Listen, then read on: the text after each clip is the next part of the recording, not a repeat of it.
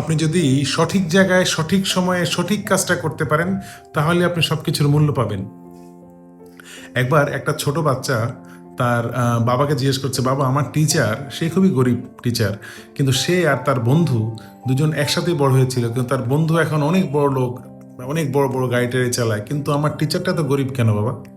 তো তখন তার বাবা বলল যে তুমি একটা কাজ করো, তুমি এই আংটিটা নাও, আংটিটা নিয়ে বাজারে যাও, বাজারে যেয়ে চেষ্টা করো বিক্রি করার।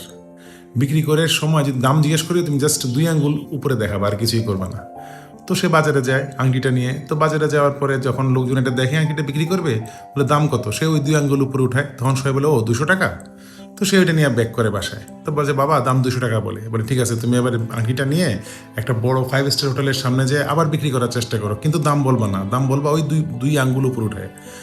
তো সে আবার যায় একটা 5 স্টার হোটেলের সামনে, ওখানে যখন আংটিটা দেখায়, অনেকে দেখে, দেখে বলে ও আংটিটা তো সুন্দর, ঠিক আছে এটার দাম কি, কত দাম? সে আবার 2 আঙ্গুল উঠায়, বলে ও 2000 টাকা।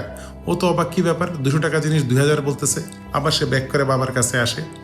তো বাবাকে বলে বাবা এখন তো 2000 টাকা বলে গুড, এবার তুমি একটা স্বর্ণের দোকানে যাও, যে এই আংটিটা দেখাও।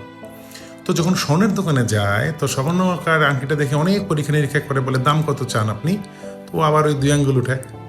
তো যখন 2 আঙ্গুল উঠায় তখন স্বর্ণকার বলে ও 2 লাখ টাকা, ঠিক আছে আমি 2 লাখ টাকা দিতে রাজি। সে তখন ব্যাক করে বাবার কাছে এসে বলে বাবা এটা তো 2 লাখ টাকা বলতেছে। তখন তোর বাবা যেটা বললো, দ্যাট ইজ ভেরি ইম্পর্ট্যান্ট, বাবা বলল যে দেখো, একই জিনিস তুমি যখন বাজারে গেছিলে তখন সবাই ভাবছে যে বাজারের মধ্যে একটা আংটি বিক্রি করতে আসছে, এটার দাম আর কতই হবে, 200 টাকাই হবে। তো সে একইভাবে যখন অরিজিনাল জায়গায় গেলা, যেখানে এটা বিক্রি হওয়া উচিত, সেখানে যখন গেলা, সেখানে কিন্তু দাম রাইটটাই বলছে। অর্থাৎ এখান থেকে আমরা যেটা যেটা শিখলাম সেটা হচ্ছে যে আপনি কখন কোন জায়গায় যে কী জিনিসটা বিক্রি করবেন, কি করতে হবে, সেটা আপনাকে রাইট জায়গায় সঠিক সময়ে সঠিক জায়গায় যেতে হবে। ধন্যবাদ সকলকে। আসসালামু আলাইকুম।